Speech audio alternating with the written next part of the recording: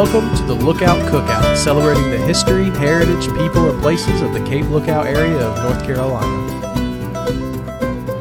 This episode of Lookout Cookout is brought to you in part by IslandTraders.com, your source for the highest quality name brands and casual fashion. And not only does Island Traders have amazing retail stores in both Beaufort and Atlantic Beach, but now they also have a super clean and modern online shop that will blow you away.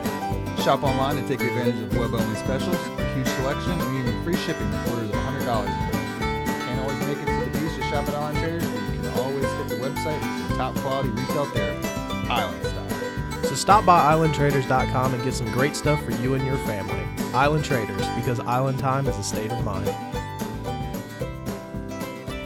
Hey guys, this is Opie, Lookout Cookout. Thanks for coming back. This is Levi.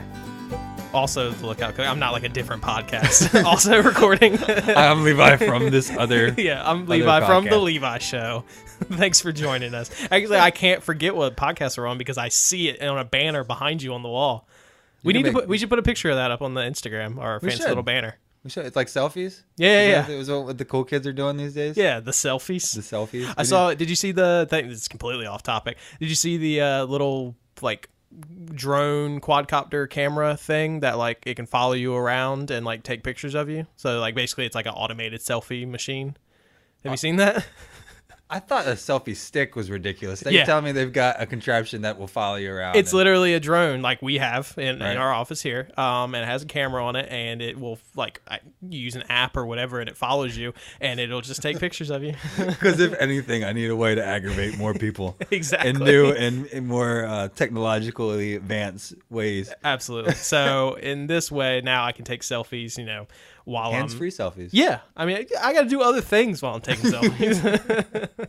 At that point, if you're not taking a picture of yourself, it's not a selfie anymore, right? It's just a picture of you. They took the self out of selfie. Yeah. Which I don't even know what you... It's a picture, yeah. Just like people were trying to come up with like a name for what's a selfie with like you and other people. But group it's photo. Yeah, it's a picture. Oh, how things have changed. All right, guys. Serious business, Opie. This episode is great. This is a big one. Another good one. Yeah, this is when we haven't had first a bad started one yet. talking about the podcast in its inception days. Yeah.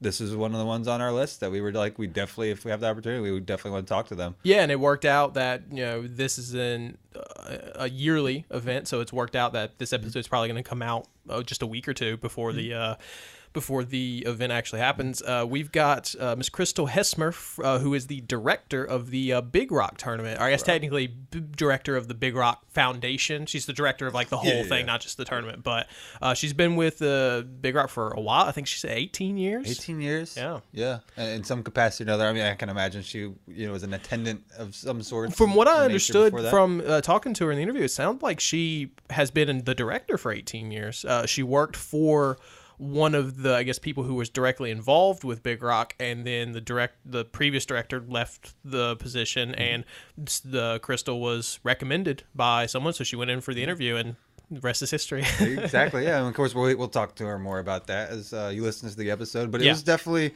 educational. Oh yeah, I learned a lot this episode. Yeah, I mean, it's like we've talked about in a lot of our other eepisodes. There's a lot of things, and kind of the nature of the show in general, I guess, is there's things that you know or hear about or have participated in some form or fashion, your whole life in this area that you really don't know all the details about. Yeah. Which we discuss a little more in the conversation. But like, I was just surprised to learn that the Big Rock name is from I don't know what the scientific term is for. Like a shelf or a ledge, or it's basically where it's an actual underwater location. Exactly. You can do the history. You guys can look it up and Google it and all that yourselves. But basically, it's a channel of water specific to where you would find big game fish, and that's kind of what they named it off after.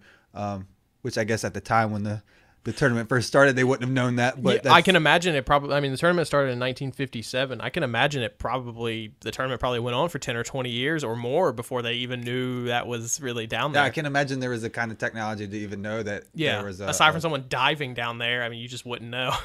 Yeah, but I mean, it's a big part of how the tournament got its name. and where a lot of the history came from. So I mean, it's not just some random name that everybody voted on and thought would sound cool. It's an actual location. And actually, playing off of that, talking about the name of the tournament itself, when it actually started, I did not know this at all. When it started, it was called the Fabulous Fisherman's Blue Marlin Tournament because it was directly involved the Fabulous Fisherman Club, and you actually had to be a member of that club in order to take part in the tournament for the first 10 or 15 years of its existence. And then it wasn't like immediately the Big Rock. No, Marlin it was tournament, for the first while, probably 10 or 15 years. Started in 1957, and I think until the early 70s it was still known as the Fabulous Fisherman's Blue Marlin Tournament. And then a gentleman by the name of Bump Styron actually is the one that suggested using Big Rock Tournament as the name, and I think he actually won the tournament in one of the years. I'm not sure if it was before or after the name changed. There's been a lot of winners. It's hard to keep track of who and where. There's been a winner every year except for like 1965. There was no fish caught that year, which is just crazy to think about. Sounds crazy today, but they didn't have the advances that they have nowadays. Not. So I'm sure it was a lot more difficult. But it's a good point to make because it's almost like he legitimized. Yeah. Not that it wasn't, but it was more or less in the earlier days just an excuse for some buddies in this club to get together and kind of bragging rights, so to speak. Yeah, he took it up a level from kind of almost like a friendly group gathering. I mean, it still was big. There was still a lot of people involved, but he took it from that to an actual event that took place, that it more and more began to involve the community as a whole, and not just the people that were directly involved with fishing, but it became a destination point almost. In my own words, I would kind of say that's a huge cornerstone in the progression of the tournament from the beginning to where it is today. So it was fascinating to me to hear about everything and learn about the progression of everything and how it came from and its roots and whatnot. Yeah, and progression, I think, is a good single word to describe the tournament and the Big Rock Foundation as a whole. Is talking with Crystal, she really drove it home that they are constantly changing, constantly improving. I mean, they give all kinds of money to charity during both from the money directly from the tournament and throughout the year. I mean, it's one of those things like we've talked about in the past, like with Jarrett Bay of, Big Rock. It's like, it's a fishing tournament. Is that it? It's very easy to just take an outside perspective and think that, okay, it's this thing that happens, once a year. And they do so much more all throughout the year. Yeah. If nothing else, just planning and thinking and brainstorming about what can we do different? What else can we involve ourselves with? And, the charities that they're involved with. I think that gets outshined by the prize money from time to time, but we talk about that a little more in depth with the interview about the monies of the overall tournament that are involved. A lot of that goes to help a lot of different causes. So it was just neat to find all the details. Yeah, that was what was really cool because once again, you hear even if you are knowledgeable to the point of what's publicly available of the Big Rock, reading on their website, reading in the paper, whatever, I think you still won't get the full picture like we did talking with Crystal. We talked to her for probably close to an hour and a half or so. And even with that, there's still so much more that she I'm sure could have gone on for days about the details and things they're involved with. So and that's I think huge undertaking that they all have with that whole organization. Definitely, it's a big deal with everything they do. It's a big undertaking. to put it like exactly. Yeah, it's a big deal. And she's been involved for so long too that she has really seen. I mean, 18 years, so that means she probably started in the late 90s as the director. So I'm sure she's seen a lot of change in that time. I mean, just in my lifetime, I've seen changes just year over year with the tournament. So, it was really interesting. I learned a lot. I think you probably did too. It was. I really enjoyed it. Not to mention that they've got some new stuff planned out for this year too. So we won't give too much away. We cover it all. But there's some new things they've got coming up for this year, and we're excited about it, as are they. And you'll hear more about it throughout the episode. I think we're gonna take a little break before then. I think when we come back, you've got something you've been cooking up, kind of inspired by the tournament. We talked about fishing, and I just couldn't. I couldn't stray away from. How can you not? What I was cooking. Speaking of, before we forget, definitely we'll plug it in the interview as well. But check out their website. It's thebigrock.com. All right, let's take a break, and when we come back, I'm gonna throw something on the grill. Something. Let's see what's laying around. This episode of the Lookout Cookout is brought to you by Above It All Studios, covering all of your video recording and photography needs, offering studio portraits, on-location shooting, HD aerial drone videography, and much more. Book them for your next family reunion when everyone's together. Schedule an engagement photo shoot to capture that special moment forever. Visit aboveitallstudios.com for more details. Hey guys, welcome back. In case you forgot, this is Levi. I'm here. I'm Opie. We're still here, still kicking.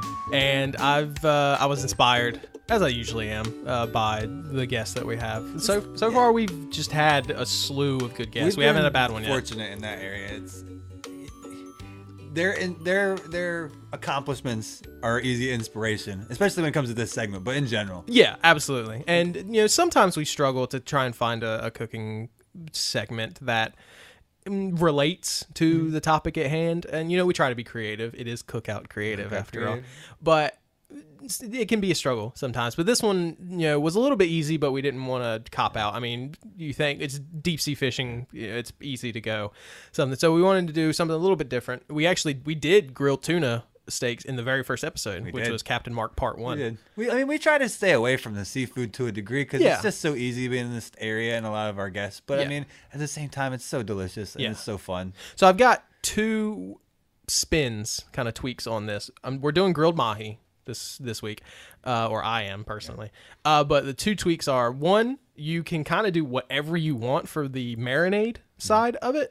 We'll link the recipe on the site, and the recipe that they call for, the marinade they call for, it has garlic, salt, rum, lime juice, mint, cilantro, peppers, oil, honey, cumin, and salt and pepper. So all that sounds delicious. It goes together. But the nice thing about marinades is you can kind of do whatever you want. I mean, you can do your own like that, or you can go buy a bottle of your favorite sauce or marinade. There's a lot of really delicious pre-made marinades. Yeah, there really are. Pour it in a Ziploc bag or whatever container you happen to be. Or you could just do salt and pepper. I mean, it can be as easy or as complicated as you want. I think that's a good point worth mentioning too for a second, is that if anybody, I know I can speak for myself. I feel like I can speak for you on this. Please do. We are not the most culinarily inclined folks that is in the world, and we can do most of these recipes pretty straightforward. Oh yeah, you can put your own spin on it. I mean, by all means, anybody that feels intimidated by anything we do,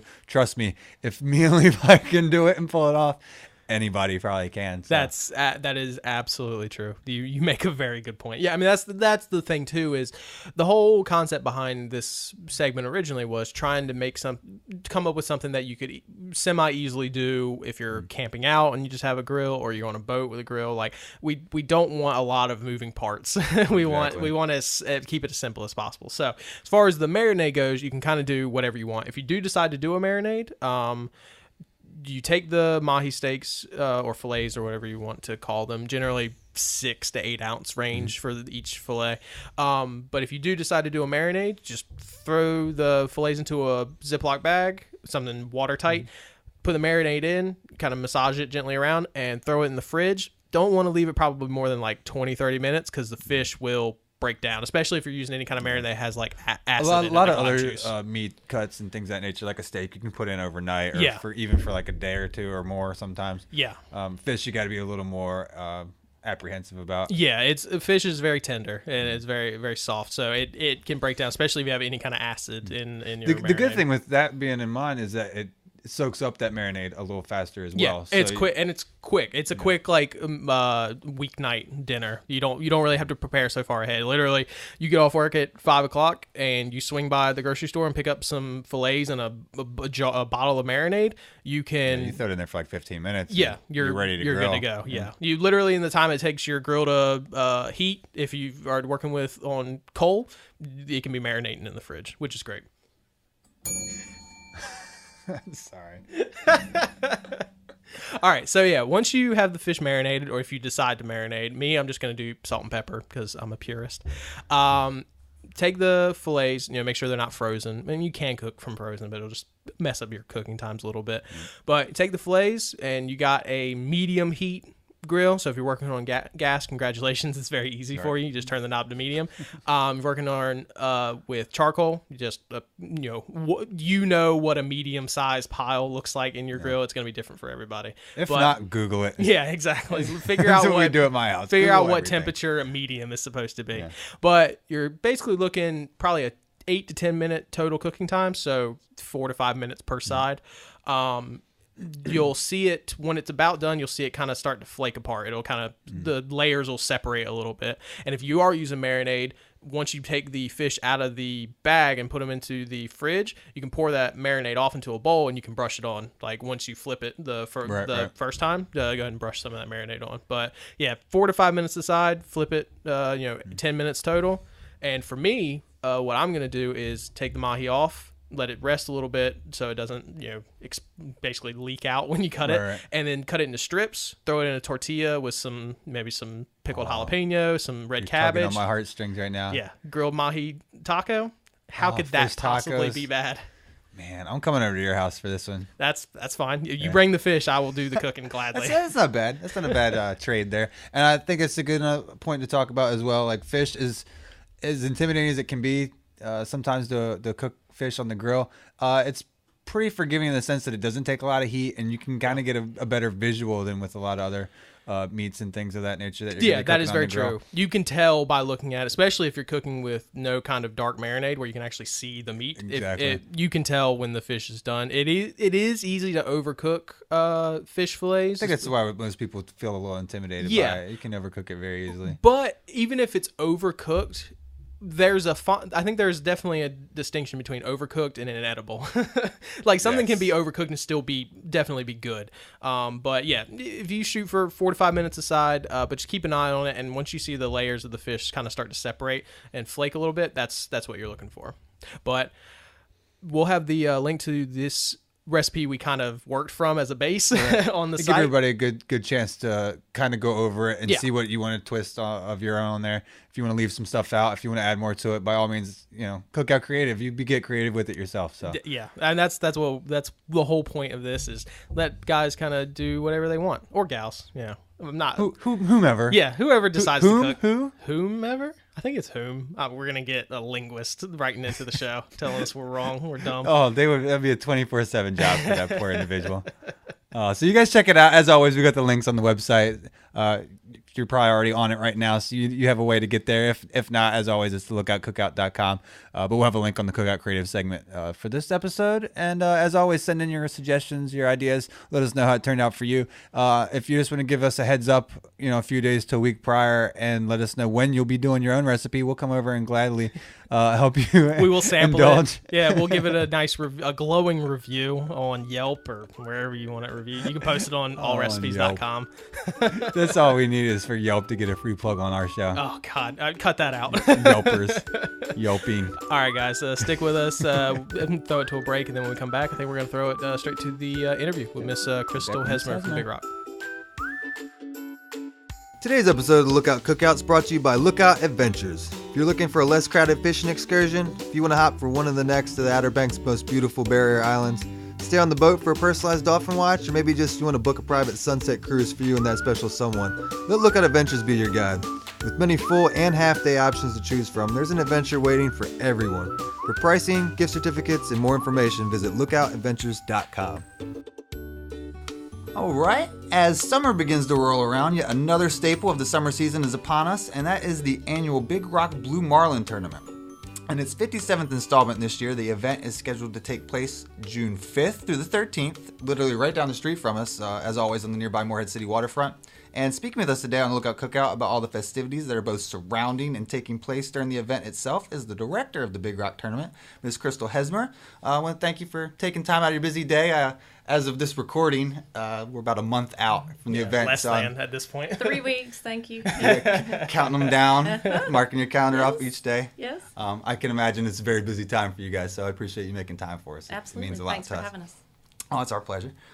As always, it kind of goes without saying, we're excited to learn a little bit about the history of Big Rock. I know we talked with Mr. Ramsey on a previous episode about some things in the earlier stages when the tournaments first started taking place. But before we get to all that, I was going to kind of see what brought you to this area. Did you grow up around here? Like, what is it about the Crystal Coast that you love to call it home? Well, it does have my name, I have to say. That helps, right? But that was the happenstance. I grew up here. I was born and raised in Carteret County. Grew up actually, born in the old hotel and grew up downtown, and spent a lot of time there, and looks like I'm never going to leave. So, it's a good problem to have. Yeah, I can't say that I would want to be anywhere else. So I'm glad to be here. It's definitely a common thread of people. Generally, you have three groups of people. You have the people who were born here, stayed here, and raised their kids or whatever. They stayed here the entire time and they loved it. You have the other group of people like Opie who grew up here, left for a little while, then got gravitated back. Right. Or you have the people who aren't from here at all who just ended up here, for whatever reason. But in the end, pretty much 100% of the people end up here in the end. They do. They go away, but then they want to come back. Yeah, exactly. I'm perfect example. Yeah, there's a certain type of magnetism, so to speak, that the area has on people. So, well, that's awesome. As far as your responsibilities with the Big Rock, now, what exactly falls on the shoulders of a director? Seems like everything. A pretty large board in them. I'm sure everybody's busy, but I there's got to be consider myself the umbrella. I'm sort of over all the little facets that we do. I'm certainly in charge of all the events and all that takes place with our marketing and all that takes place with our participants and sponsors. I'm responsible for raising the sponsorship funds that we receive, which goes to our charities. Yeah, I'm not sure I could list all the things that I do, actually. I'm sure it'd be easier to list the things you don't do. Exactly. Sounds like, in a nutshell, you do a lot of the legwork as far as going around and getting sponsors and raising the I just delivered banners and, programs. So I think I do a little bit of it all, yeah. A little bit of everything. Yeah. I think we can relate to that a little bit. And how long have you been both with the tournament in some sort of working capacity and also as a director? Like, how long have you been involved? 18 years, actually. Oh, wow. This is my 18th year. So I was actually hired. The previous tournament director resigned, and I was working for one of the board members, and he asked me to come in and, interview, which I was afraid, actually, of the interview because it was a big deal to me. I mean, it's something I'd loved all my life. Yeah. We went down to the waterfront as children and it's a big event. Watched the fish being weighed in. I mean, that was sort of a nightly thing you did. It's just what you did. And so it's quite an honor, actually, to be part of it and see the growth. Yeah. Over 18 years. It was a big event then, I can imagine, but at this point, it just seems to get bigger every year. It does. And thankfully, that's what we want to happen. And that's absolutely because that money is going to the charities and the community. Yeah. Oh yeah, we're definitely going to touch on that a little bit later in our conversation as well. I can imagine it was hard to picture yourself in that role that many years before as a watching participant to now be so directly involved. Like, did you imagine everything that went involved in putting it on? No. I think you sit there and you think I could do these things, or these are things that would be cool to do, or whatever, but you don't imagine, but I will give our volunteer board a lot of the credit. They are sort of the force behind everything about the tournament. They bring a lot to the table every day, every meeting, and they don't get paid. Yeah. They're free help, so we love them, and we want to give them all the glory. Much direction as you can give them without that muscle behind those decisions. I'm sure it'd be hard to get everything accomplished. Exactly. And I think you raise a good point about them being volunteers, and the majority, if not every single one of the board members, they're not, retirees. They're not people they've got things to do. They have their own jobs. Yes, I'm reminded of that occasionally from all of them. We have a job too. Yeah. But because we do call on them a lot, and they do offer a lot. But they're businessmen and entrepreneurs in themselves, and have done very well. And that is really the basis of the success and the growth of the tournament. No, that's a very local thing as well. Yeah, as always, with the nature of most of these events. While I'm thinking about it, we'll talk a little more about how to contact you guys as we progress. Are you guys still actively taking volunteers on any given basis? We do. We have, a whole force of people that work during the tournament. Pretty much, it's the four of us year round. We have some a little extra help in our retail store. And our retail store is growing, so we're going to see, some additional help there as well. But pretty much tournament week, we have, like I say, a small army of people that are doing all sorts of things, and sometimes it's one little tiny thing, but that one little tiny thing has to be done. Yeah. So. No matter how small it is, it needs to get done. Right. So if anybody's interested, they can certainly contact us now. You guys. Yes, That's and right. we might still have something for you to do. There you go. So we'll definitely plug that as far as getting in touch with you guys for any additional help. Now, going back on the history a little bit, when we had the pleasure to talk with Mr. Ramsey from Jarrett Bay on a previous episode, I know he's been directly involved in a number of different ways. The 80s, I think. Yeah, his history goes way back with the Big Rock. Not quite tournament. to the beginning, but I don't think he's just not his that old. His age doesn't line He up. would have been if he had been that old. Even if he had he's been just not 5 years old, yeah, he would be involved. He's just not quite that old. Yeah, in fact, we discussed that in that whole conversation, just the things he accomplished in his short amount of years. Yeah, because he's not an He's old a busy man. Yeah.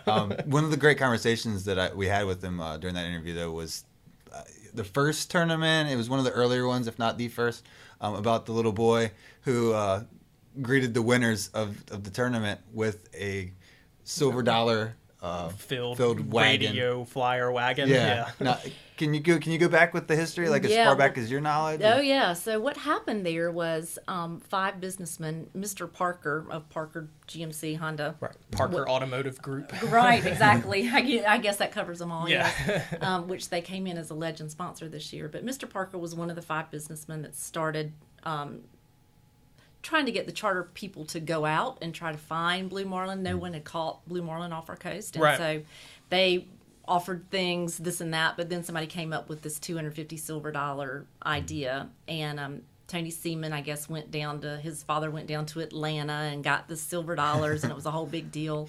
And this went on for a whole summer, and the whole summer no one caught the fish. Right. So it was in September that the Mary Z and Jimmy Croy boated the very small 143-pound, but it was a blue marlin. Yeah, that's what I was looking at, the kind of the winner list that's on the website, which is really cool that y'all have that. But I saw 143 pounds, and then the next year it's like 350 or something like that. Exactly. So and that happened, and it, the town made a great big deal about it.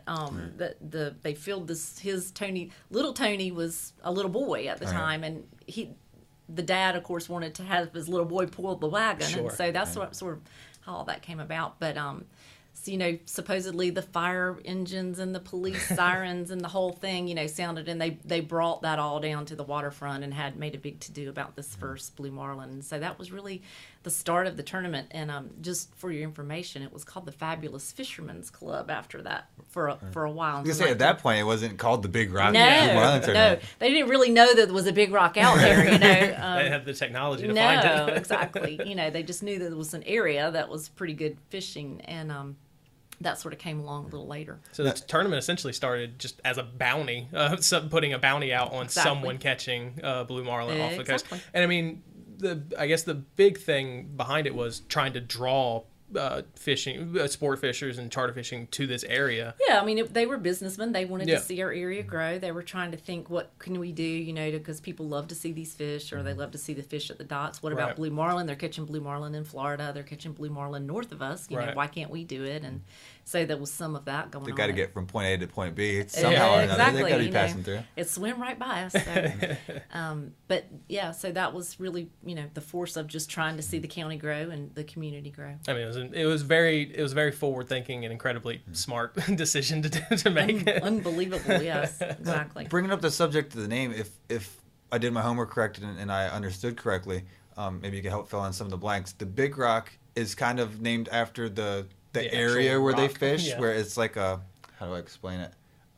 A drop off. Yeah. Right, there is a drop off. It's like, about a mile down, and people always ask me, can you see the rock if you go out there? It's like, no, you can't. It's underwater. It's a fishing ground. If you went down far enough, maybe. If you could dive that far, you could find it. But it is, and it's an outgrowth, so you get a lot of small fish, which the big fish feed on, and so it's always been a great fishing spot. It was just interesting to learn the science behind, I used to assume Big Rock. It was always called the Big Rock. That's why you think growing up, and then to learn the science behind that particular channel of water. Yeah. I just thought that was pretty interesting. Right. And I think it's one of those things like we've talked about in the past of I think people take that name for granted. Like they really don't. A lot of people don't even realize what it means or where it comes from, and it actually is a thing. Right. Exactly. Look it up, guys. Do your homework. Yeah. We'll have links. Do your research. And moving along with through the history to kind of more present day, I can only imagine, and partially on purpose, partially just by nature. I've never been the type to go out and do a ton of fishing myself. I go out from time to time like anybody else in this area, either from or visiting. But to get out and fish, I can imagine the technology advances from those earlier days to now, both with the actual fishing process with the competitors, as well as like we were discussing before recording, the website you guys have and the live feeds and things of that nature. Like, what's some of the things maybe people wouldn't expect or haven't It's a very different world than it was in 1957. 1957, yeah. I mean, they can do pretty much anyone can keep track of the entire tournament from the website if they want to. They can, I mean, and that was when, the radios didn't work back to shore. You couldn't find, Right. Whatever somebody did, you didn't know what they had done until, Right. they got back in. Even the boats themselves, you look at those old boats and none of them had towers, they're just all flat boats. And Yeah. there are just so many, I could name 1,000 different things, that have happened. The reels of, the technology, just like anything. But it's quite amazing the radio equipment that they use now and the weather forecasting, weather routing forecasting, and ROFR's forecasting. I mean, they show exactly where the Gulf Stream is lying next to the, continent, if you will, and you can tell based on that where the better fishing grounds are going to be. I mean, they had none of that. You know, they were just going out somewhere out there. It was a treasure hunt looking for a needle in a haystack. Exactly. I've always said that whenever a news channel needs a new weatherman, they should just hire a retired fisherman because they know. They know what's happening, at least on the coast. They have a better idea, that's for sure. It's quite interesting to see all the fishermen and what they do know, their knowledge of the water and their knowledge of, the weather and all that they believe in. There's those things too. Yeah, there's all the old wives' tales. The little wives' tales and the things that they like to follow and do and so forth. Everybody's got their tricks of the trade, so to speak. Yeah. As far as the website, like Levi mentioned, you can pretty much cast for cast, catch for catch almost. Yeah. And it's the website is thebigrock.com for everyone listening, and we will plug that several times throughout this interview just so everybody knows. You were saying that you guys just revamped that website too? I was we looking did, at it. and we gave it a little facelift. We had It looks amazing. It looks very good. We needed a little stuff going on in there, and so we gave it a little facelift. And Mark Montocchio, which he's a local photographer here, did a great photography. He does amazing underwater photography, and he loaned us, if you will, Under the homepage as soon as you hit the picture of the blue marlin. It's just amazing. It looks great, yeah. Yeah, and it's definitely a good representation of the tournament. Right, it shows the action, and it was a great picture. And quickly, I think you can get to quickly if you want to see the leaderboard, if you want to shop for T-shirts, if you want to see the news or what the latest news story is. It's a good quick look at what you're looking for, and then if you're curious and want more in depth, if you want to see pictures from last year, or, and then you have like the history there, and exactly, then I think the whole list of the board of directors is on there, like our board of directors, and of course all of our sponsors. Yeah, so I mean you can get all of that. All that information is there, and it's easy to get to. But as so is what a lot of people are, looking for shirts, looking for leaderboards, want to watch the live stream of the weigh-in station, things like that. I mean it's all there, and it's all easy to get to. So really there's nothing that really replaces going down to the waterfront and watching the boats come in and weigh in. But if you don't live here, if you're not in the area, it's a great way to kind of stay in touch with the tournament, because a lot of people, if they are from this area or maybe they're out of town or whatever, they hold this tournament very close to their heart because it's been around as long as a lot of people have been here. So it's a Super Bowl of fishing of sorts. Yeah, exactly. So it's a big deal, especially for people in the area. So it's nice that even if of all the people that are going to be in the area, it's nice that even other people can still take part in it and watch everything that's going on. I know, we have people all over the country really watching it. I mean, we get in Venezuela. I mean, we had people everywhere last year because Randy, of course, fishes everywhere, and he's on the radio, and everybody wants to listen to him because he's awesome, and he's always fooling around with the guys fishing and stuff when he can. But he's also very interesting. He's got a lot of history and, a lot of things that he throws out during the tournament week. Right. So it's all very cool. Yeah, well, and I know from firsthand a few friends of mine who are in the military and who are stationed overseas or across the country or wherever the case may be. Yeah, we had some of those in Japan last year. Actually, we were watching. Yeah, I mean that's fantastic. Like the fact that people can still have that little piece of home almost to them wherever they are. That's the beauty of the internet. It is. When I first started, we introduced the webcam. That was the first thing. We can watch it on the webcam. It was like the 5-minute delay, from what happened to the next shot, and probably a postage stamp sized video on the site. Yeah, exactly. But we thought that was fabulous. Yeah. I mean, that was, and now we have such live streaming that it's like watching TV. It's clear and immediate, and with multiple camera angles. Yes, with different camera angles and people backing in, and you can see the whole thing, and it's right then, and people love it. Now, is it completely regulated to the weigh-in station now, or do you have like any kind of contact with the boats themselves, like as they hook, a catch? We have about 7 or 8 years ago, we got a tower in Stacy first. Mm-hmm. Now we're out on Highway 101. But the tower broadcast and is able to broadcast out 60 miles out and up to Hatteras and down to Wrightsville Beach. So we have had glitches here and there, but most of the time we can keep in great contact with the boats. We know immediately when somebody boats a fish. Right. It gives us 2 hours to prepare and get ready for them to get back, to the dock and so forth. So that's one of the coolest things that's happened to us in a long time is that communication purposes. I mean, it helps both from just being able to update the audience and leaderboards and like things like that, but also from a planning standpoint, I imagine it helps. Well, it also helps people get down there to see it because we put that on the internet. And everybody knows that it's coming, and they have 2 hours, and they can get off work or do otherwise they're standing around exactly. waiting for the chance versus if they can't make it, for right. example. So and I think you point out too, it takes 2 hours to get back. If people don't know, like these boats aren't just going like to Shackleford. Like these boats are going, Big Rock is, it's a couple hours away. It's probably 40 miles out. And I mean, a lot of boats go on the other, what the boaters call the other side, which is the other side of the Gulf Stream. To fish, and that's 60, 70, 80 miles out. Yes, that's double. Yes, so I mean that can be. I mean, we've been at the scales waiting for a blue marlin at 11 o'clock midnight. Just because they didn't boat the fish, until much later. Yeah, because it's not like as soon as they hook, fish is in the boat and they're gone. Yes, they might have 8 hours. They fight a fish. So it can be quick or it can be a long time. All depends on the fish, I guess. It does. I remember a very specific story when I was a child. My mother can probably vouch for it, but hearing of one like on the news, before I was supposed to be going to bed that night, and like, oh, they landed, Mom, we got to go see it. And she's like, son, they won't be back until midnight or later. You're 10, go to sleep. So I can see where that helps everybody involved. Yeah, it does. I mean, it's still just amazing too, just to think that. I mean, it makes me think of the pictures that we were discussing a moment ago on the website, where you're just right in the moment. Yeah. Which otherwise you wouldn't have without these advances. With the technological advances we spoke about, it also makes me think, and you don't have to name anybody or give any dirt necessarily, but it makes me think that I heard of these old stories back in the day, like before all the technology we've been discussing, that people would try and stuff the fish before they got back to the docks for weighing. Advantage that they can possibly get. Well, you'll read in our rules, no ice, weights, etc. Right. That comes from a long time ago. Nobody would even try to do that today because we polygraph and but that's still in the rules. Yeah. That just so you know, you can't put ice in there. It has to be in the rules because someone tried it at one point in time. That's exactly right. That's exactly right.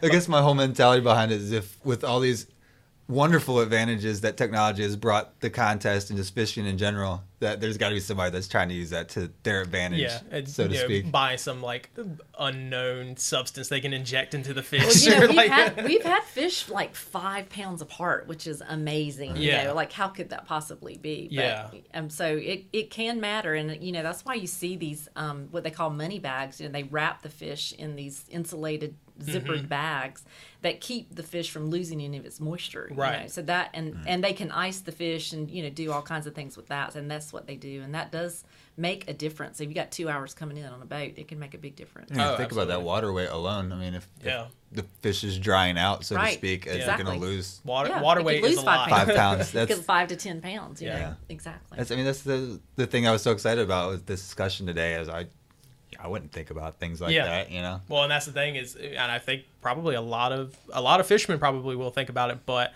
I think there are plenty of guys who wouldn't, especially guys maybe doing this like their first year or whatever. Right. Like they're not gonna think about that little bit of edge. That's not against the rules. There's nothing wrong, perfectly ethical, but like just that little bit of edge that, like you said, 5 pounds apart, it can make a difference. It can make a difference. It can make a big difference. With that 5 pound example, is there any like specific story as far as maybe close calls similar to that, or just crazy? I hate to be cliche about it with the episode, but like a fishtail, so to speak, of just something that stands out in your mind. I'm sure there's stories for days, but like, is there one specific that do you have a favorite sticks out for you, or a favorite? Yeah. No, not really. I mean, I think that for me, no matter how long I do the tournament, my favorite story will be the win of last year with local Casey Wagner, captain, pulling in. I mean, I knew his wife very well, and I knew, but as a matter of fact, I was working for Casey. He's the one that got me to interview for the tournament. Okay. But seeing him come in and his kids there, and their joy and excitement of their father winning that tournament, which we felt like he had won by the time a 749-pound fish was there. But it was just very exciting and thrilling, and I think the whole town was there. Yeah, I think so. There were I was 5,000 people down there. I've never seen so many people.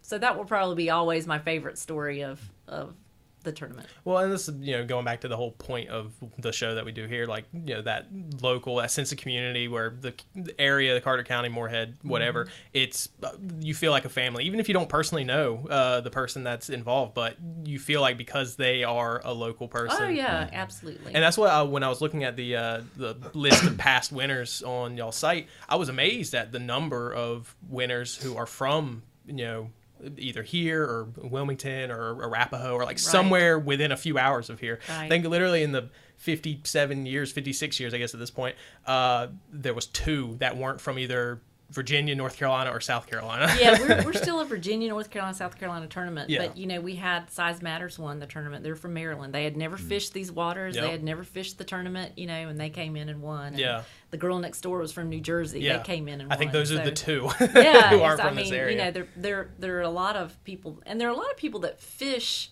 on these local boats that are listed as you see, so a lot of these boats are charters, and they have a crew from wherever. They can be all over the country. So I think that's an interesting point that we were going to talk about anyway. Is I think a lot of people maybe think that kind of the opposite of that. They think it's a boat, and whoever's on the boat owns that boat, and whoever is fishing on that boat is directly involved with the person with that boat. That's really not rarely necessarily the case, but that's not the case in a lot of these teams. Yeah, in most. I mean, there's a percentage of people, of course, that own their boats and fish the boat and are the captain. Yeah, but that's they do it all. But that's increasingly rare, I would think. It is.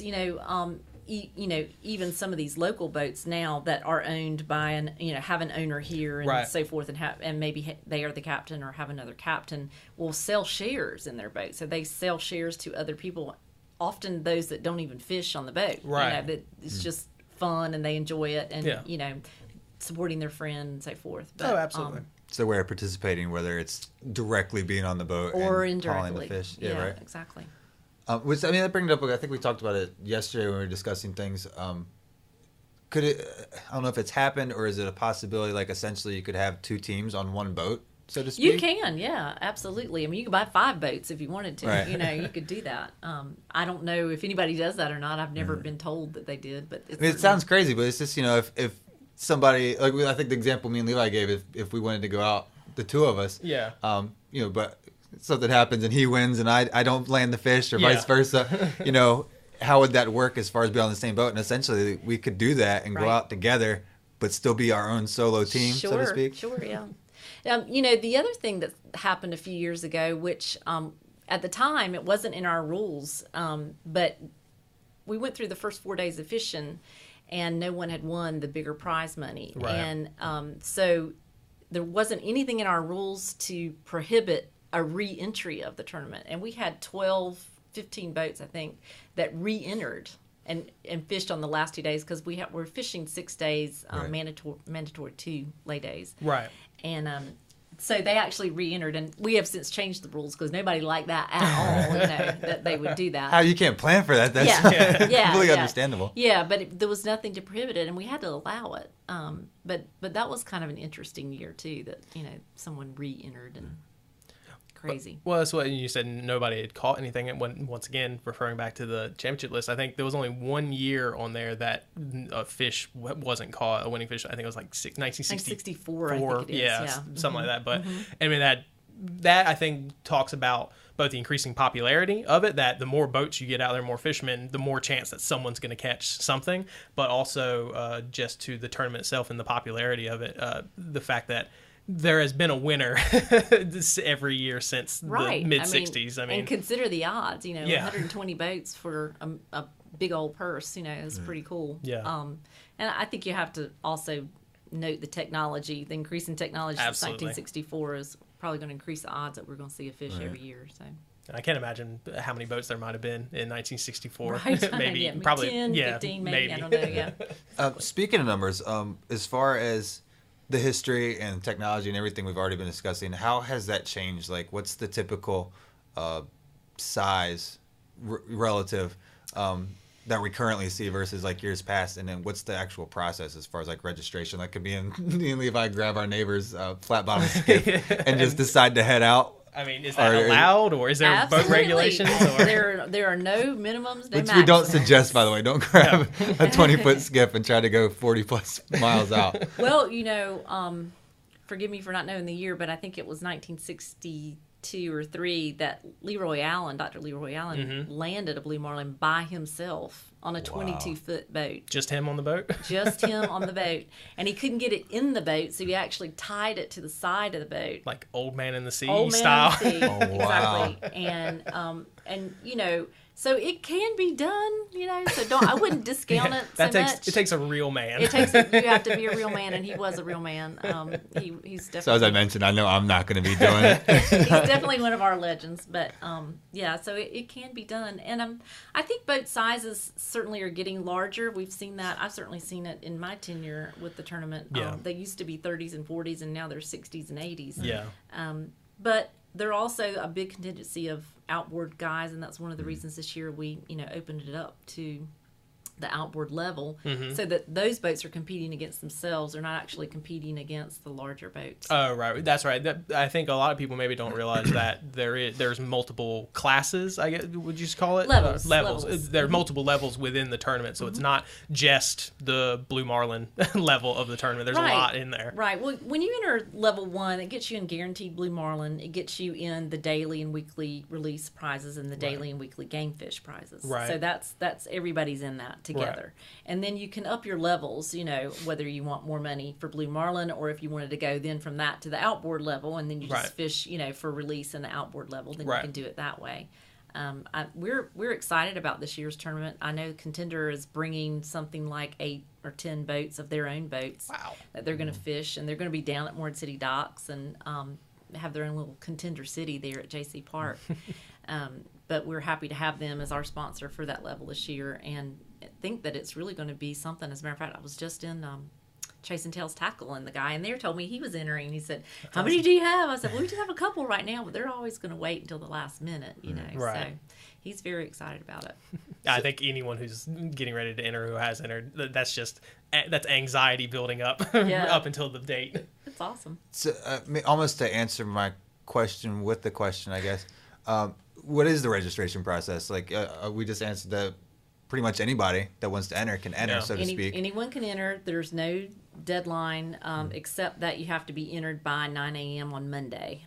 So you can't enter after that part. You couldn't wait 2 days until no fishing was happening, and then you decided to So literally down to the wire, you can still get in. You can enter it. And we do, we have an event on Sunday, the night before the first day of fishing, a pig picking over at the boathouse, and we have had people enter there as well. So it just depends, you know. Somebody's depends having a on- good time at the party, and they're like, Yeah. you know what, I will enter. You know, we do have a lot of people that will upgrade on Sunday. Okay. They'll enter the kind of they'll the bare enter minimum Yeah, almost. they'll enter a couple of the lower levels, and then, you know, they'll start talking amongst themselves, and they decide, you know, they think they'll just pulling up it. a bigger team together, Yeah. whatever the case may be. I imagine somebody goading somebody else. Oh, you can't compete with me anyways. Yeah, I could exactly. say, yeah. I definitely don't want to call it a boys' club because it's certainly plenty of women that compete, but it's definitely there's a certain sense of like camaraderie, like a friendly competition between all the fishermen. That, I think it's what keeps people coming back year after year. It's not Absolutely. the money. It's not anything else. Bragging It's rights alone, well, the fishing and just being. It is the camaraderie. It is the friends. It's a small industry. A lot of people. Like you said, it's North Carolina, South Carolina, Virginia tournament. Yeah. They know each other. Yeah. You know. But, you know, let's not discount the ladies, because our Absolutely ladies not. tournament had 81 boats in it last year. So Wow, that big. we were very excited about that. And that's just a one-day deal. That's what I was going to ask. So the ladies tournament is it the first day? It is Saturday, Right. Before the week of Big Rock. Right. It is a one-day total release tournament. Right. They only weigh in game fish. They do release, and then get points for that. And the purse is split. Half of it goes to our local cancer clinic. Was previously called the Robb Clinic, but it's now going to be our cancer clinic at Carter General Hospital. Right. And then the other half is for the purse. And so 81 boats in that ladies tournament made it like the third largest tournament on the whole East Coast. Like So- not just third largest ladies no, tournament. yeah, third largest tournament. So 81 boats in that tournament. So how many were in the main tournament? 120 were in Big Rock. So I mean that's not that big of a difference No. considering a 1 day tournament versus No. a 6 day essentially No. tournament. I And mean, those ladies are fierce competitors. absolutely. They are fierce. I would never discount any person who is fishing in the ladies tournament because it is still way beyond my skill level. yeah. If you're out there, period, you're way above my skill level Absolutely. for sure. I've barely been out that far, more than a handful of times. So to go out there and know what I'm doing and get involved with a 2, 3, 4 plus 100-pound fish, yeah, not happening. No. Yeah. not for me. I'll enjoy watching them bring it in Yeah. or on the live feed. Definitely. With all the history and stuff as well, there's something that always, I guess in my mind, just ever since I can remember to now, that I think of every single year with the new tournament as it approaches this time of the year. I think of the T-shirt. Is there any? That's a big event. The Yeah. new Big Rock. I mean, You see it I have advertised friends. everywhere when they come out. I have friends specifically where it's like, okay, they got them at Gotta such and go. such Yeah. stores. Got them first. I'll be back in a minute. I gotta go. I gotta go Do you get it. do you know any of like the history, like when it became a thing? I guess I don't even really know how to ask. How long have they been doing shirts? Do you know? They've been doing shirts quite a while, since the 80s. Mm-hmm. I think it wavered, you know, at first, like anything does. Sure. And, you know, certainly we've had some better designs in the last few years Right. than we've ever had, and that helps sell the shirts. Of course. But it has grown in popularity. I think people just enjoy being part of the tournament. If you can't enter for $19,000, you can buy a $20 T-shirt. Yeah, you know, definitely. and understand that money is what's forwarded also to our charity. Right. So it's not just the purse and the people that enter. It's our retail sales, as part of our charitable giving. Right. And also goes to our Big Rock Foundation. So that will help if the tournament, God forbid, would ever cease, that would continue to give to these communities for a long, long time. Yeah, because I mean, imagine obviously entering is a large chunk of money, but it's a relatively small number of people that are entering the tournament Right. versus how many people are watching the tournament. So Exactly. I mean, I can imagine a good portion of the funds that the tournament raises is from things Our like T-shirts. retail. Yeah, Exactly. It's almost like without one, you have the possibility of not having the other. Yeah, I mean, I think it is hand in hand, and again, it's great advertising for the tournament. Right. It helps build upon people wanting to be part of it and wanting to fish it. Yeah. Well, I mean, I mentioned my history, having been in Raleigh area for the past, I don't know, 8-10 years before I moved back home. I mean, I would see those T-shirts walking around the mall or from downtown. Yeah. And it was weird to not want to approach a stranger and be like, "Oh, hey, Big Rock, I'm from Morehead City area. Grew up in Beaufort," and they Yeah. just look at me like, "I don't Who are know you?" you. It's Thanks really for the cool. We have people take pictures of Big Rock T-shirts everywhere. Right. You Yeah. know, they say, I just couldn't believe I saw a Big Rock T-shirt. You know, I saw that Big Rock T-shirt, and I was in Costa Rica, and I saw a Big Rock T-shirt. Yeah, I mean, really, Big Rock shirts, sanitary shirts, Yes. and Jarrett Bay shirts. I mean, Yes. you see them everywhere. Everywhere. I mean, and that is a kind of a sign of the proliferation of the tournament as far as how popular it is and how widespread it is, which I think part of it comes from how easily accessible it is, having the website and everything like that. Right. And also going back to the people, who are from here and then maybe move somewhere else or join the military, get deployed, like those shirts are going to end up somewhere. Oh, really? I mean, our online sales have grown. I can tell imagine. you. We just ship the shirts all over the country. I mean, it's quite Is interesting. there anywhere that just stood out that was just like crazy, like Zimbabwe or something? Yeah. Yeah. No, I mean, we did have somebody from, I'm trying to think where that was, Cuba was Wow. asking about, could we get, and we were thinking, I don't think we can do that. I don't think they'll I'm allow I not don't us. know sure the that's regulations. going to happen, but, so we were trying to figure out some ways to get shirts. I mean, and certainly a lot of it is military, because people are here and become part of it, and then they're transferred somewhere else. And, Yeah. that's some of it, but.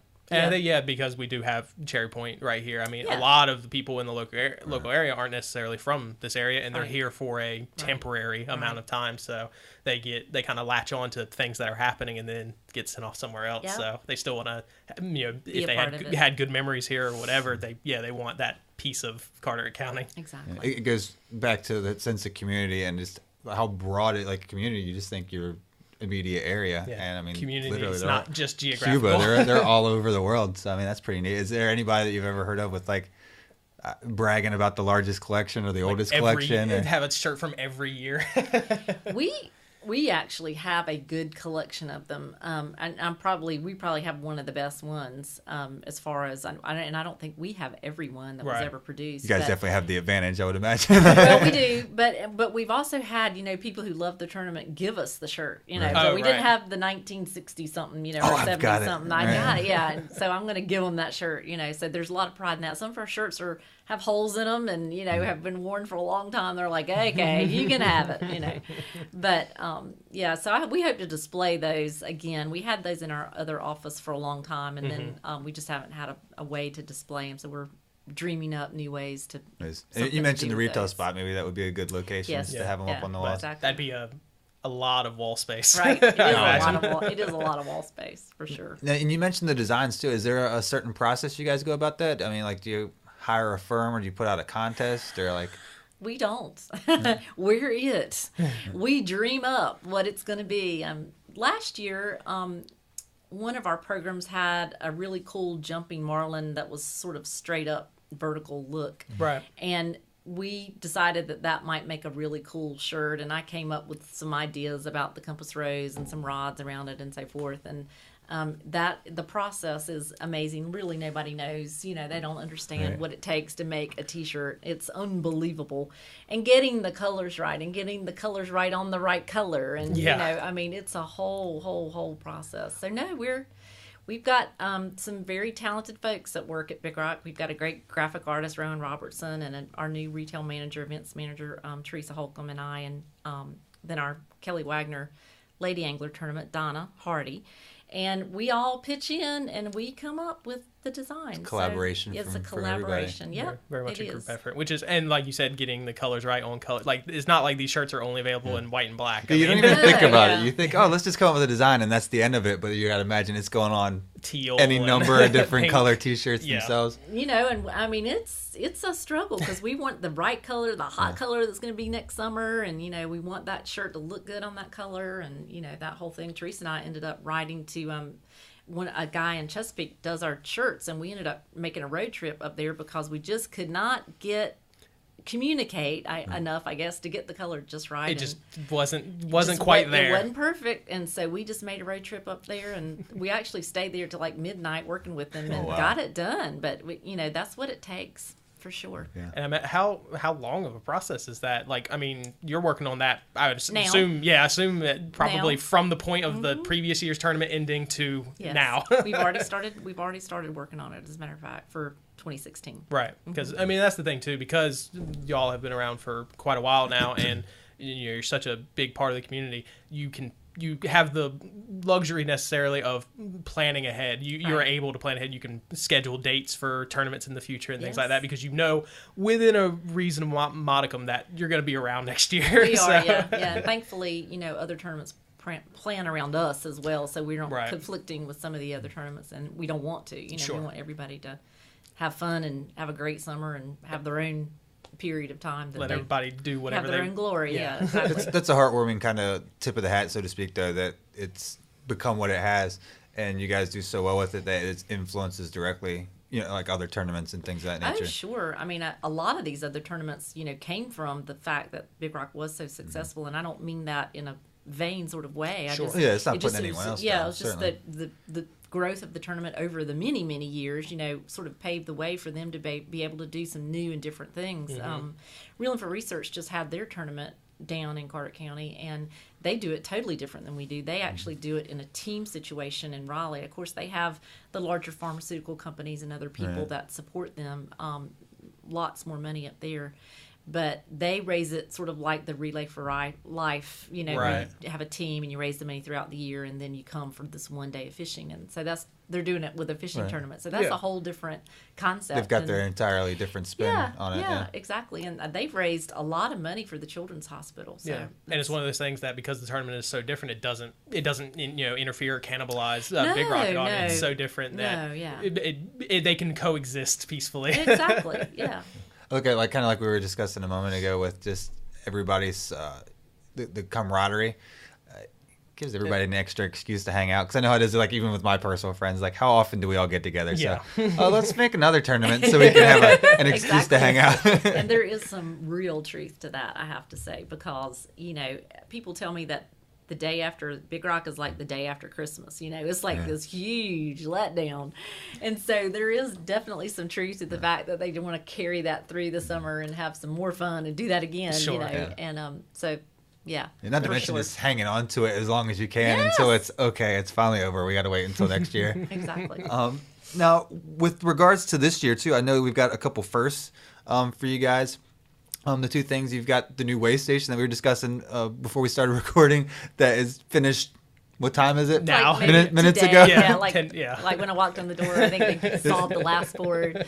So the new weigh station will be christened for this year. It's an inaugural year. We'll break the new one in. Yep. I'm sure everybody's looking forward to that. Yes. And it's not far from the old one for anyone It's wondering. not. It's on the opposite end of the street. We were on a block away. Yeah, we were on the Beaufort side of Evans. Now we're on the Moorhead side of, Evans, yes. Yeah. I get them confused. I know. So, yeah, it's really close, and same channel, same everything, Yeah.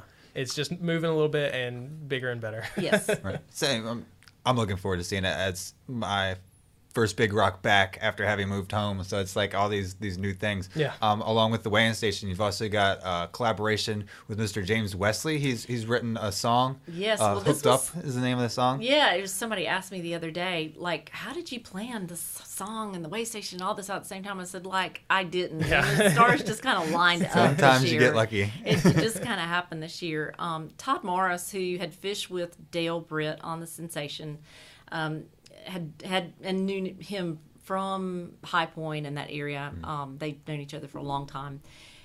Decided that he wanted to write a song, and then so he decided that then he would sort of pitch it to somebody in Nashville or try to find somebody that might want to sing it. And so they ended up putting together a deal with James Wesley. James is a Nashville recording country singer. He's done other songs that have done very well. Yeah, he's been around for quite a while. He has. The song is on iTunes, and you can download it at any time if you'd like. And it's actually very catchy, and it sticks in your head, I'll warn you.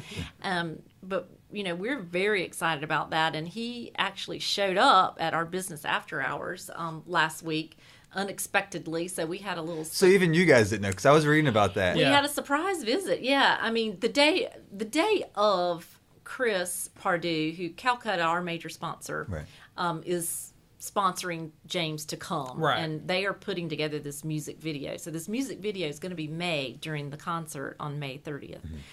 But he had called me and he said, would you like James Wesley there tomorrow? I saw you're doing your business after hours. Would you like James? And I sent him back, heavens yes. We can squeeze him in, I guess. Heavens yes. And so that was all very exciting. And, we had a great turnout for our business after hours. I think we sort of counted 200 and some people kind of moved. Did the numbers there. immediately jump the moment you announced that he was going to be there? Yes, and so no one really knew, and I think that was cool, and it was exciting that it's a very classy move on his part too, to have the frame of mind to keep keep that. Yeah, exactly. So and it really, I think, helped the buzz of the concert and got people talking about it, and once they met him and saw what a great guy he was and how nice he was, and then they started sort of exploring who he was and what is his music and what does his song sound like. And it works out for everybody in those regards. It helps spread the word of the Big Rock Tournament as well as helps his career along a little farther. Exactly. And then if he's just a nice guy and people start looking him up, if they search him on iTunes, they will find that song. You can find it and you can download it. Which we kind of mentioned already. I'll make sure that we specifically plug it. About a week before the tournament on May 30th on Saturday at 8:30. He'll be across the street from your office. Correct. Right around the Redfish Grill area, on Morehead City waterfront. On the Morehead waterfront. Right across from the fountain. Yeah, he'll have a full concert. A full concert. And he'll also be filming a video. Nashville music video is going to be filmed. He's actually going fishing. He's doing this concert and some other area attractions. But that's going to be the video. That's going to be part of the video. So you come out to see a free concert, you can get on the video. Exactly. Hello. Yeah, that's nice. He's going to have a fun weekend. Yeah, he is. He's going to have a blast. Does he got plans to stick around he's going to stay around a little bit? He's going to sing at the captain's party. He's going to sing the song at the captain's party, and he's going to stay around a few days after that. He's going to try to go fishing on Monday and Tuesday. So awesome. Yeah. Such hard work for that gentleman. I know. He's got to come take so much precious time out to go fishing and enjoy the area. Exactly. I envy him. Again, if you want to check that out too, it's there's links on you guys' website, thebigrock.com. You can also check out James Wesley's website at jameswesleymusic.com. iTunes, I'm sure pretty much anywhere you can get music. And Calcutta Fishing as well. Calcutta as well for their sponsorship and backing him. So definitely check that out. He'll get you all prepped and psyched up for the not only the tournament, but just for the video shoot and everything as well, leading up to the event. That sounds like it's going to be a very busy week for everybody. Yes. We're going to have 2 tournaments this year. So much involved that you would have never guessed. Like, I mean, I can see where things are going, and this being lucky enough with James, for example, that we were just talking about. As far as the local aspect, though, when we were speaking to Mr. Ramsey and really all of our guests so far, and we've already touched on a little bit with this conversation, just the sense of local pride with the area. That's our backing of why we even do the show, is just how happy we are to be in this area and be involved and to learn about these things that otherwise we may not know that much about, or we've only touched on things, or you drive past a specific whatever your whole life and really don't know anything about. We talked about it with Mr. Ramsey and their responsibilities and things they've done to help the area. And I know you guys are involved a lot, and we mentioned this before we started. The charities that you guys, a lot of this money goes to, everybody thinks about the Big Rock and mainly the purse money, for winning the tournament, so to speak. But you guys have a lot of money invested in putting back to the community and different charities. So I want to make sure that we touched on that as far as which ones you guys support, how the process goes. Like, how do you choose which ones are going to get the attention that they get? Well, I think through the years, the board has looked at the needs of the community. Certainly, we have a 5-point mission statement. We try to follow that to where our funds are generated or given, and certainly all of I think one of my board members quoted one time said, we run out of money before we run out of good causes, and that is true, so we have to be very specific about where the money goes. Certainly there are plenty of need everywhere. And as much as you would love to support every single cause, it's just not can't. fiscally possible. But we do try to spread it as much as possible. But like I was saying, over the years, you sort of see what the charities are that keep coming up. Right. There are these ones that keep needing funds that we obviously are part of our 5-point mission statement. It fits every little point, that we want to give money to. So we've sort of garnered this core group of charities that we give to every year. And if we have a banner year, if we make more money, we certainly give them more money, like we did last year. We did some additional giving last year. That's a wonderful problem to find yourself with. So we did that, and we were more than thrilled to be able to do that. But in addition to that, we've also focused on some of the larger impact items. Part of this whole jib project, we donated the Marlin sculpture that went on the fountain. But it was a vision of Casey Wagner and the board that we build a plaza for not just our tournament, but for all tournaments. So it would be somewhat tournament central down there for people to use and bring these fishermen and families down to the waterfront and our county. Right. So I have a lot of pride about that. I think that was a big accomplishment, and I think believe it or not, we've done it. It took us a long time, but we certainly have done it. I mean, it almost harkens back to why the tournament started in the first place, of just trying to bring people to the area. I mean, that's still... all these years, that's still the goal. Still the goal. It's still the goal. It's we want to bring people here, and we want to the money that we make, we want to give it back to the community in some way. Right. It's not that you're just trying to bring people here to line your own pockets. No. I mean, you're literally bringing people here so they will be here in the community. In the community, and I can if you'll ride around the county, I'll say this. There are a lot of businesses that have a blue marlin in their logo. Right. Yes, there are. And there's a reason for that, I mean, there is a reason. There are a lot of things that are called Big Rock as well, So, we're happy about that. We're prideful and proud, to be that recognized in that, that influential in a way. Exactly. Yeah. Mm-hmm. And I think that's great too, because myself especially, I'm sure I'm not the only one, but you grow up and there's certain landmarks and there's certain things that were just always here. Yeah. And you guys are creating things present time. I mean, like the weighing station, I mean, that'll be there for quite a while. It will be. You just our office, minutes ago finished it. Yeah. And our office is right across from the fountain, and we sit there all day long and see people in front, visitors and people with their families in front, taking a picture in front of the fish, know. And that was one of Casey's ideas. He just felt like it would become a landmark, just like the horses, just like the lighthouse. That it would be something that people would really destination people want to see when they do come there. They want to come look at the winners. We've had a lot of community support with the bricks around the fountain. People remembering their families and so forth, which there are plenty still available if anybody's interested. But there's a lot to see down there, and then having the viewing platform, which now we'll have for concerts and other things. It's just it's all really come It's not together. even just what you did solely with the spot and building that, but I mean the things that it's gonna open the doors to. Exactly. I mean, it's such a bigger spectrum than I would have thought going into it. Not just a fishing tournament. Yeah. This is very much a community outreach program almost. Yes, exactly. In the same vein too, as far as the community involvement, another thing with one of our most recent guests, I don't think as of this recording the episode has aired just yet, but we've the Morehead City Marlins. Exactly. We talked with Miss Caroline. Catherine Roth. Miss Catherine Roth, the general manager over at the Morehead City Marlins, a local ball team in our area. And I know with their field, you guys had a lot of impact and involvement. It's called the Rock, I think. Big Rock Stadium. The Big Rock Stadium, that was actually one of our first, it was the first large impact donation that we had ever done, and that was in conjunction with our 50th anniversary. We wanted to, like I said, grow our community, give things back. Right. That we just saw that as such a great opportunity, and we raised $175,000 and donated that to the town to start that whole stadium project. Yeah. Certainly they've done incredibly well, and had lots of fun and games out there. But that was actually something that we focused on first, and then we saw, well, hey, this worked. this worked, and this worked really well. Yeah. And so let's do that again. So we sort of save up over 2 or 3 years and look at another larger project type thing. And this is all in addition to the yearly charity work this that is you do. over and above. Yeah. We want to keep those core charities, and there are lots of things people don't know about. I mean, East Carteret last year needed band uniforms, and this was something that Down East people had raised money like crazy for East Carteret, and they really needed that support. Yeah. They don't, there isn't a lot of money down East, and they really need support from wherever they can get it.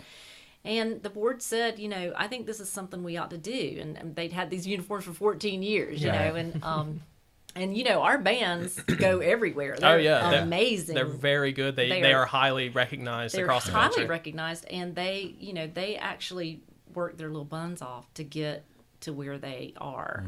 So it was great to support them, and awesome to see the kids so excited about it. We even had tears, from some of the kids that, were just thought that was just a really cool thing. Yeah. So there are a lot of little things like that. And then, occasionally there's $100 gift that gets done because somebody needs something. There's a lot that the tournament does, and it's so wonderful to be part of it. And I mean, people, I think, like going back to what you said originally of, people think mostly of the prize money of the winning purse, and really you could get rid of that and still the Big Rock would still do so much. It's a big deal. People do focus on the prize money, and it is a big deal. It's a big tournament, and it's the most public thing. It is public, yeah, exactly. And that is a lot of the focus. But the Big Rock has given over $3.3 million to charity so far, and we hope to just see that exponentially grow. Absolutely. Over the years. And one reason for setting up the foundation, so that the growth in the foundation also helps us give more money back to absolutely the charity. So it's great. Yeah, it's a great service, and I think people, if they don't know about that, they should know. They should know. They should know for sure. Yeah. Well, again, I want to mention too, you guys' website. You can learn a lot, educate yourself as well, all our listeners. It's thebigrock.com. It's thebigrock.com. Yeah, just like the Lookout Cookout. We've had a similar situation. You got to make sure you get the duh there. But go check that out. Go and support the local charities. See what you guys are involved with, the volunteers, with the event and everything else of that nature. Definitely check it out and learn about it. It's just, for me personally, and again, I don't think I'm alone in this statement, but just the heartwarming nature of hearing about all that. It's just a fishing tournament, but it's so much more than that that you guys do. So much more than that. For sure. And I'm sure on the website as well, there's probably a contact, either email or contact form that people, if they did want to volunteer, or if they want to donate or anything like that, they can get a hold of you. Right. My email's at the bottom of the website. You can email me directly. Certainly, if you want to fish the tournament, the rules are on there. The registration form is on there. Yep. There are plenty of information, anything that you want to do. Ladies as well, the ladies tournament's on there, and any information about that. If you want to get involved in some way or another, you want to volunteer, email me. I'll be happy to talk to you about it. Of course, we'll have our links on our website as well for that. And I guess before we wrap things up with the nature of some of the firsts that we spoke about and with this year, is there anything either this year that I haven't mentioned or we haven't discussed, or anything in the upcoming years that you guys are kind of pushing for, or any big secrets that we can get before they hit the news? Sorry, no big secrets to share. We've had a banner year, I have to say, with building our own building. We now have a permanent home for Big Rock. That's one big deal, and it's got to be nice to have a dedicated space to yourselves. Yes, getting the weigh station and the whole open venue, is going to make a big difference to not only the participants, but spectators and sponsors alike have a much better area to display their wares and so forth in. It's just going to make it better for everyone involved. Yeah, but I think the focus of the board is always to do better. I mean, every year we have a day-long planning meeting. We sit down, 16 men and women, and trying to figure out exactly the good, bads, and others, as we like to call them. Right. What were the goods, what were the bads, and what are the others, and then where can we grow from there? And it's the reason the tournament keeps doing well and keeps progressing, is because that is the goal and the feature every year, is to figure out exactly what we can do. Because it's not like 20 or 30 years ago the board of directors sat down and was like, okay, we did great this year, let's just keep doing this. Yeah. We're done. No,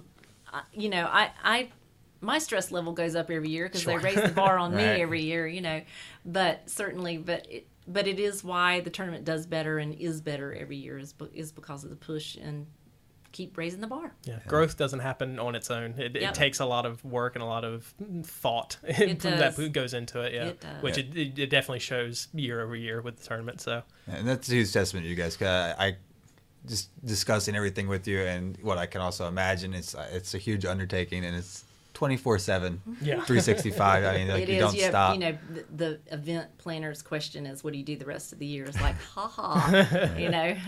I work on this the rest of the year. You don't do it in 1 week, so yeah. If anything, the week of the tournament might be a little bit easier because it's at least running. Yeah, actually, by the week before the tournament, you sort of feel more relaxed because you think, okay, my lists are checked off. Now, there's always fires to fight. Something happens, you have to do something, All the prep is done. But the big stuff is done, and so you can kind of enjoy, the part of it, and help other people enjoy it, because that's really what we're there for. And that's a good thing. Like, I wouldn't even imagine it like that, but you would think it would be more stressful the week of during, but it's almost like you guys can just breathe for a second, and just at that point Let let it happen.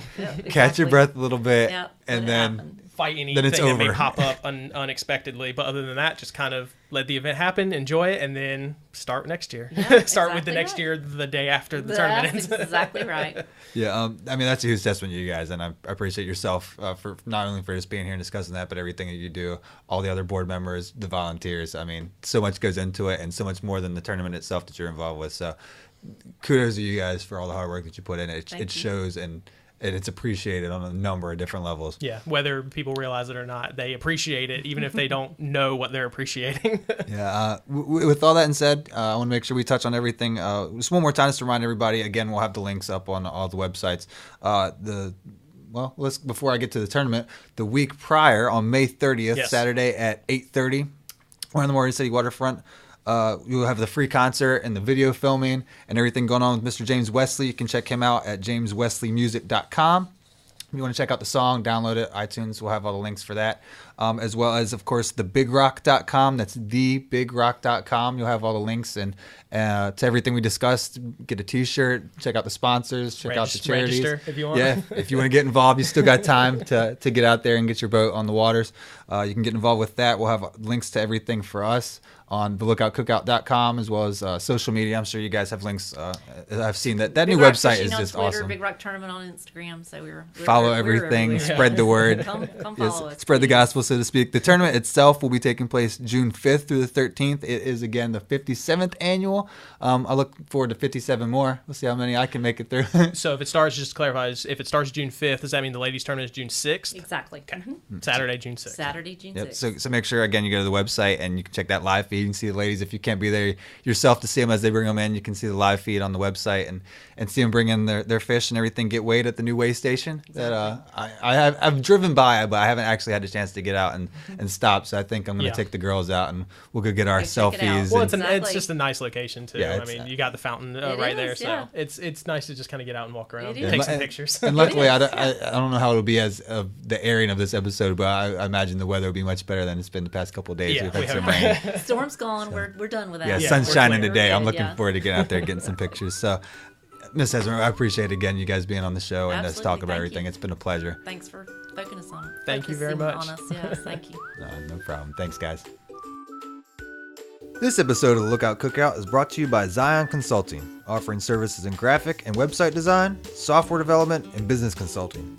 Want to take your business to the next level? Visit zioncg.com and let Zion Consulting go the extra mile for you. Well, that wraps up another episode, Levi. Man, I didn't expect to find out everything that we found out. No, absolutely not. It was very enlightening. I greatly enjoyed having Crystal on, and I would love to have her back. In a coming year. Yeah. I mean, maybe we'll get lucky too. I mean, tournament's right around the corner. By the time this episode airs, it'll probably be even. Obviously, it'll be even closer. Yeah, I think we're aiming to put this episode out probably the week of the May 30th concert that James Wesley is putting on. Yeah, which again, for anybody that missed that earlier, is jameswesleymusic.com is his website. Yep. You can go on there. You can go to the bigrock.com website. There's links to that song that he did, Hooked Up. Which it's iTunes on and- iTunes as well. Yep. So I mean, pretty much if you know any of these websites we've named off, or even just Google or whatever, you can find a link to it. Go out there and download the song, get all hyped up. There'll be that free performance on May 30th. That's a Saturday. It'll be at 8:30. Right there. Full concert. Yeah, a full concert. He'll be filming the video as well for the song Hooked Up. We'll be out there. So if you got a chance to get on video as well as enjoy a free concert, and Can't beat that. I mean, yeah. all the way around, that sounds like a good deal, and it'll get you all psyched up about a week before the tournament. Yeah, and like you said, May 30th, that's a Saturday, 8:30 p.m. Right there on the Morehead City waterfront, right by the weigh station and the Big Rock office, right by the fountain with the big Marlin in it. Yeah, if you can find the Morehead City waterfront down there by the sanitarium, Yeah. Captain Bill's, and You'll Red probably Fish. see the crowd. Yeah, you'll just follow the people. Yeah. And then, like you said, that's roughly a week before. That's the Saturday. And then actual 57th annual Big Rock Tournament will start June 5th and go through the 13th. June 5th is that Friday. Then June 6th, that Saturday, will be the ladies tournament. And then the regular Big Rock week-long tournament will start the next. Right, and after we, that. as anybody, we can relate. So we understand if you can't be there at any given time that those fishermen are coming in with any of their catches. So just remember the website. You can go on there and check the live feed. They'll have that all going on. Usually give you a heads up if you want to have a chance to run down there after you hear about somebody landing a big one and you want to actually see them weigh it in. So yeah, and we mentioned it in the interview too. When someone, like if they post on Twitter or their page or whatever that somebody is lines up and they're coming in, you got a couple hours. So yeah, you got a time. While. But yeah, definitely check out their website, thebigrock.com. Check out our website, thelookoutcookout.com. Right. These are important. But definitely check out all of those sites. We'll have links to their site. We'll have links to James Wesley's site. We may even throw a link directly to the iTunes link for the song. That should be easy enough to do. I'm not responsible for it. So if it's not there, I'm sorry. Those technicalities we'll handle after we get done recording, but it'll all be there. We'll make it nice and handy for you guys to find everything. Speaking of the sites and things to visit, make sure you check out all of our sponsors. As always, thank you so much to them for allowing us to get on here and entertain ourselves, if not entertain some of you guys. Make each other laugh, if nothing else. Kudos to Above It All, Zion Consulting Group, Island Traders. Missing one. Who did I forget? Who did we forget? Lookout Adventures? Lookout Adventures? This is the problems we face recording at the end of a long work day. Yeah, that's very, very true. But yeah, once again, Above It All Studios, Lookout Adventures, Island Traders, and Zion Consulting Group. We'll have links to all their sites and respective web presences on our site. Just big thank you to all of those guys. Those four main people are the reason we do this every week. Love it or hate it. So if you like us, thank them. If you don't like us, don't blame them. Yeah, so go visit them. Treat them very well because they're coming from a good place. So as always, this is Opie. This is Levi. Thanks a lot, guys. We'll check it out next time.